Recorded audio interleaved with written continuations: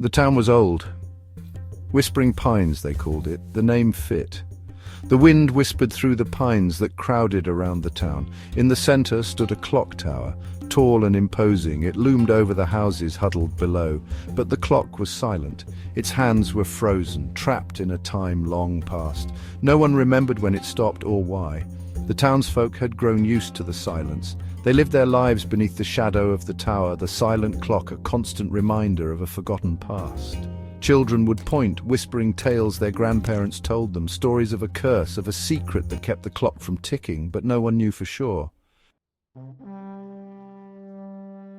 Mira was different, a girl of 12 with eyes that shone with curiosity and a spirit hungry for adventure. She wasn't afraid of the stories. In fact, they drew her to the tower. One afternoon, as the sun began to set, casting long shadows across the town square, Mira slipped away. She climbed the creaking steps of the tower, her heart pounding with a mix of fear and excitement. Dust covered everything. Cobwebs hung from the rafters like ghostly curtains. The air was heavy with the smell of time and decay. Mira ran her hand along the cold metal gears of the clock, its silence deafening. She knew somehow that the answer to the town's mystery lay within these walls. She just had to find it. Behind a loose brick she found it, a small, leather-bound journal. Its pages were brittle with age, the ink faded but still legible. Mira opened it carefully, her fingers tracing the elegant script. The words told the story of the town's founder, a man named Silas Crane, and his dreams for Whispering Pines. Then on the last page, a clue. "Dig where shadows meet the earth," it read, "and the truth will be revealed." Mira frowned. Where did the shadows meet the earth? She looked out the tower window. The sun was setting, casting long shadows from the tower itself. One shadow stretched out, long and dark, pointing directly at the base of the old oak tree in the town square.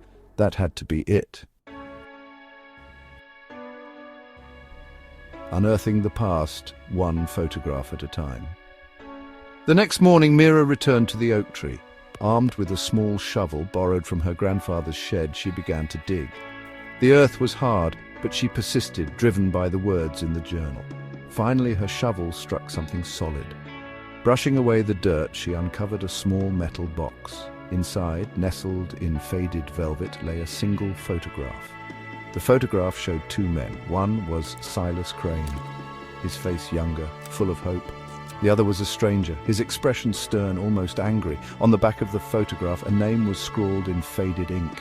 Elias Thorne, it read. Mira didn't recognize the name, but she knew this photograph held the key to the town's silence. The silence breaks and Whispering Pines listens. Mira took the photograph to the oldest person in town, a woman named Mrs. Hawthorne, who lived in a rambling house filled with memories. Mrs. Hawthorne peered at the photograph, her eyes widening. She told Mira a story of a feud long ago, between Silas Crane and Elias Thorne, rivals in love and ambition. Thorne had left Whispering Pines in anger, vowing revenge. The clock had fallen silent soon after. News of the photograph spread through Whispering Pines like wildfire. People gathered in the town square, their voices hushed as they listened to Mrs. Hawthorne's tale. For years they had lived under the weight of an unspoken past. Now, finally, the truth was revealed. The silence, it seemed, had been born not of a curse, but of a forgotten grudge.